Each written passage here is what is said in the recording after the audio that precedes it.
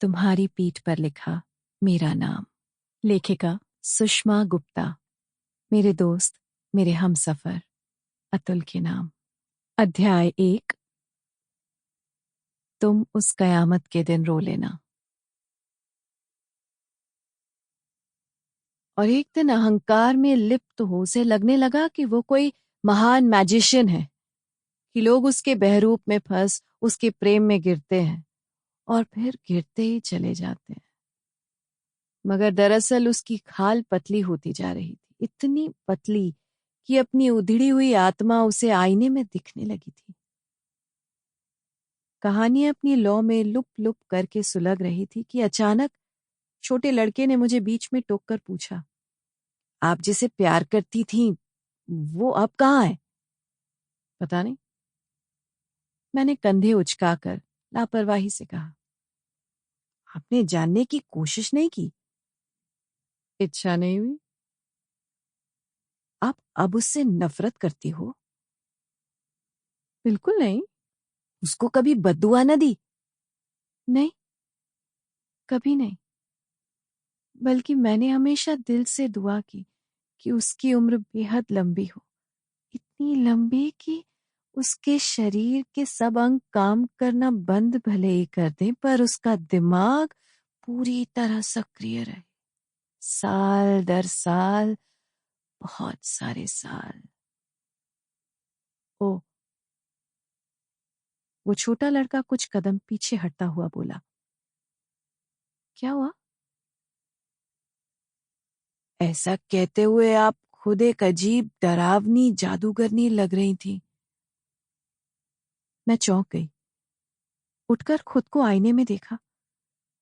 क्या यह संभव है कि जो जैसा हो वैसा दिखने भी लगे? किसके प्रेम ने मुझे ऐसा कर दिया?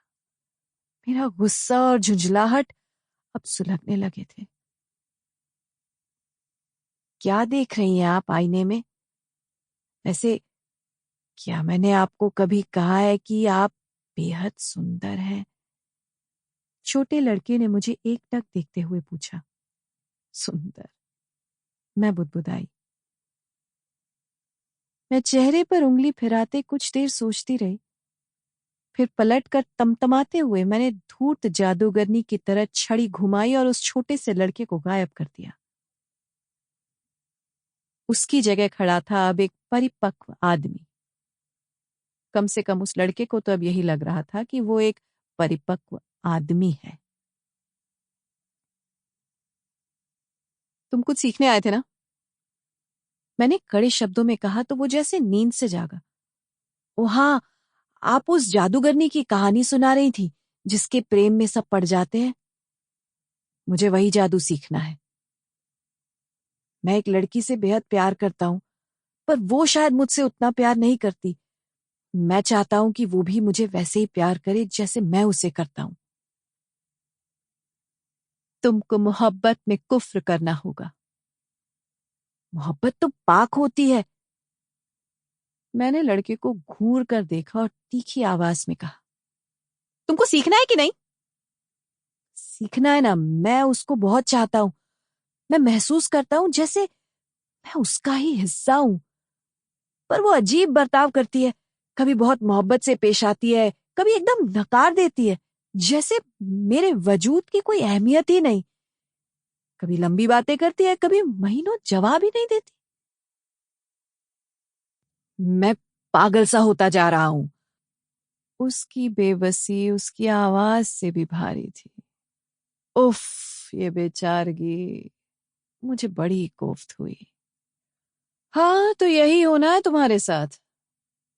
तुमको मोहब्बत का सलीका नहीं आता। मेरी गलती क्या है? वो रुआंसा हो उठा।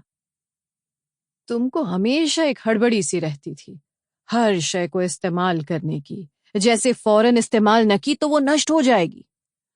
मैंने उसको कोई शय नहीं समझा, न कभी इस्तेमाल करना चाहा। अब मेरा पारा सचमुच चढ़ गया। बेहद कड़े लहजे में मैंने कहा, बेवकूफ, अब अगर बीच में बात काटी तो इसी Sample complete. Ready to continue?